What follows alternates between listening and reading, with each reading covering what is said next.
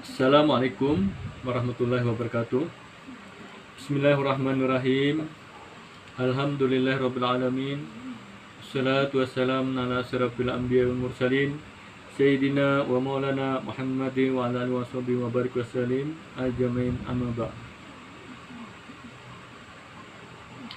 Dengan memanjatkan puji syukur kehadirat Allah Subhanahu wa taala yang telah memberikan kita kenikmatan iman, kenikmatan Islam, kesehatan, dan kenikmatan yang telah diberikan untuk bisa berhadir dalam acara ini.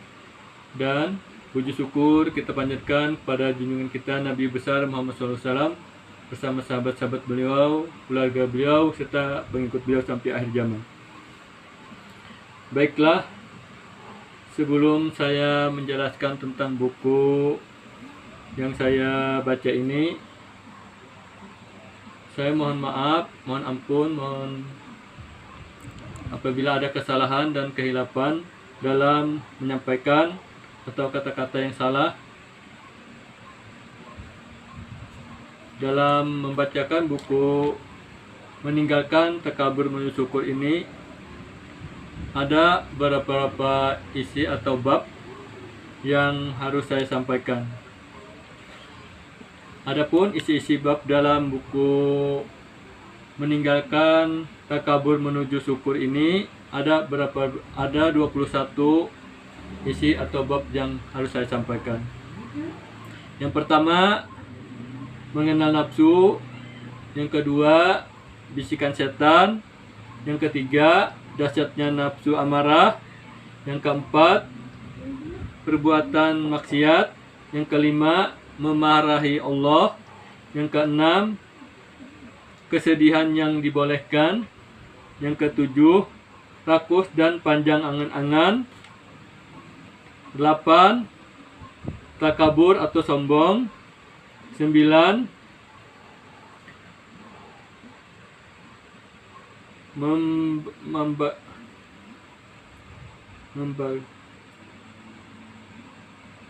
yang ke-9, membanggakan ibadah yang dilakukan. Yang ke-10, menambahkan ketentraman. Yang ke-11, sumber kesombongan. Yang ke-12, kesombongan setan. Yang ke-13, kesombongan Kan'an. Yang ke-14, kesombongan Fir'aun. Yang ke-15, kesombongan Qarun. Yang ke-16, kesombongan Abu Lahab dan Abu Jahal. Yang ke-17, yang dibenci dan yang dicintai Allah. Yang ke-18, kesombongan yang membuahkan kehinaan. Yang ke-19, ilham.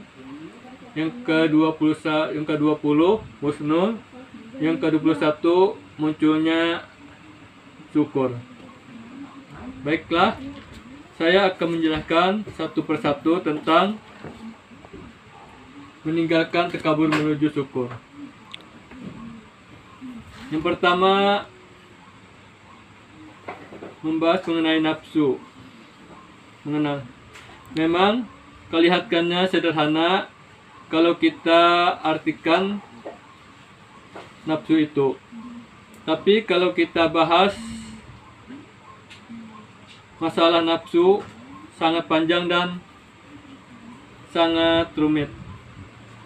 Kita wajib mengetahui dan mempelajari nafsu, tetapi tidak harus menyayanginya.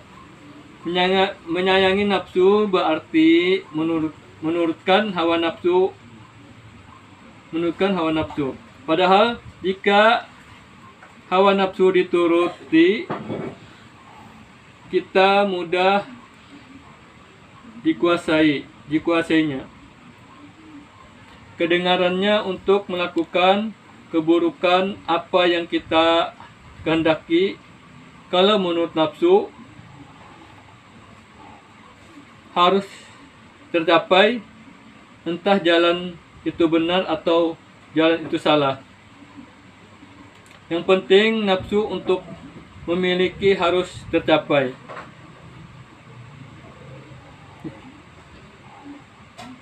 Di dalam Al-Quran, nafsu yang memiliki potensi untuk mendorong melakukan amal kebaikan, juga mendorong berbuat kemaksiatan itu. Tergantung kita atau tergantung keimanan seseorang. Nah, itulah nafsu. Mungkin sangat panjang kalau kita jelaskan mengenai nafsu, itu tidak akan habis-habisnya. Yang kedua, bisikan setan. Dalam surah An-Nas diterangkan bahwa Qul a'udzu birabbin nas, malikin nas, ilahin nas, min syarri waswasil khannas. Aku berlindung kepada Tuhan yang memelihara dan menguasai manusia, raja manusia, sembahan manusia, dari kejahatan atau bisikan setan yang bisa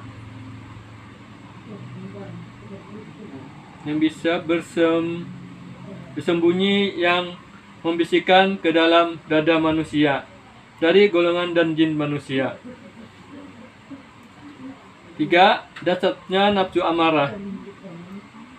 Nafsu amarah ialah nafsu yang keinginannya harus diikuti atau tercapai, walaupun dengan jalan yang salah.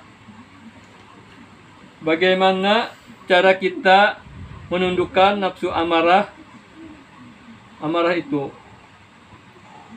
Kita harus bisa memberikan pertimbangan-pertimbangan dengan keilmuan agar tidak salah langkah dalam berbuat dan mengambil keputusan. Maka dipakailah akal sehat. 4. Perbuatan maksiat. Perbuatan maksiat ini meninggalkan perintah Allah dan meninggalkan perintah Allah dan Rasulnya. Perbuatan maksiat ini seperti menanam padi. Siapa yang menanam pasti menuai. 5. Memarahi Allah. Memarahi Allah. Marah kepada Allah berarti itu kondisi sangat tidak senang kepada Allah, kepada orang lain. Nah, begitu juga dengan kepada Allah. Padahal sudah diberi Allah rezeki yang banyak, tapi masih kurang terus gitu itu. Dan terus sedih yang dibolehkan. Bagaimana sedih yang dibolehkan? Nah, itu sedih yang dibolehkan. Kadang-kadang kita nih asik dengan kehebohan dunia, asik dengan duniawi lah, begitu, dan keenakan, sehingga kita lupa akan pemberian Allah. Maka kita bisa sedih. Itu yang sedihkan, bahwa kita meninggalkan perintah Allah, meninggalkan larangan Allah. Nah, itu bisa kita sedih dengan kenapa kita tidak melakukan perintah Allah. 7. Rakus dan panjang angan-angan. Nah, rakus dan panjang angan ini berarti juhud. Juhud berarti percaya pada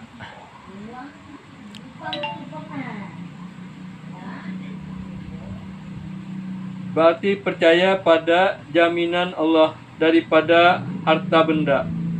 Kadang-kadang manusia rakus, sudah diberi tapi masih kurang terus. Itulah yang membuat rakus dan panjang angan-angannya itu harus tercapai. Itulah manusia kadang-kadang lupa, padahal sudah diberi kesehatan, keimanan itu. Nah, rakus dengan apa yang dia angan-angankan itu harus dicapai, tapi jalannya itu yang bagaimana.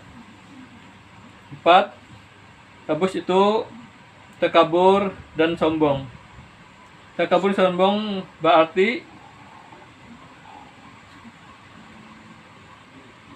orang yang menjadikan dirinya yang paling benar, yang paling benar, dan kelebihan yang ia miliki. Nah, itulah kesombongan orang-orang yang paling benar. Seolah dia yang paling benar, dia paling segalanya lah, segalanya. Padahal itu hanya perbuatan Allah. Itu hanya pemberian Allah, padanya diberi kelebihan. Terus menambahkan ketenaran. Nah, manusia itu kadang-kadang menambahkan ketenaran, apa saja yang ia miliki harus tenar, harus ini, harus ini. Padahal itu hanya pemberian Allah juga. Kesombongan ini macam-macam.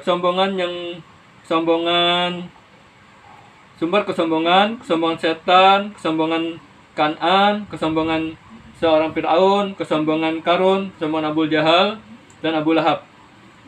Nah, di situ kesombongan yang dimiliki Qarun, Abu Jahal, Kan'an itu banyak sekali. Nah, itu kesombongan yang dia paling harta, ia paling kaya, paling ini, paling itu. Pokoknya apa yang itu. Padahal itu hanya dunia sebentar saja.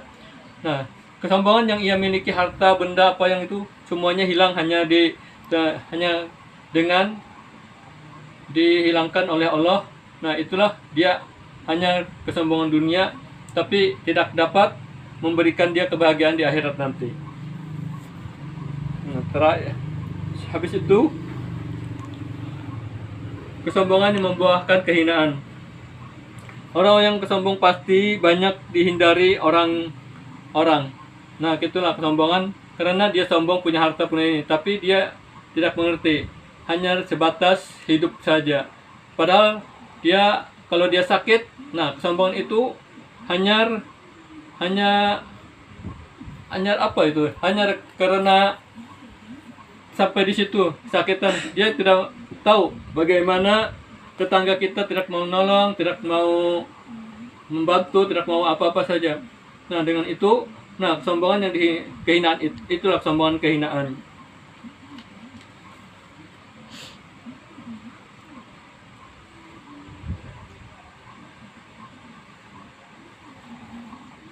Habis itu husnul, ilham dan husnul. Nah, kalau ilham ialah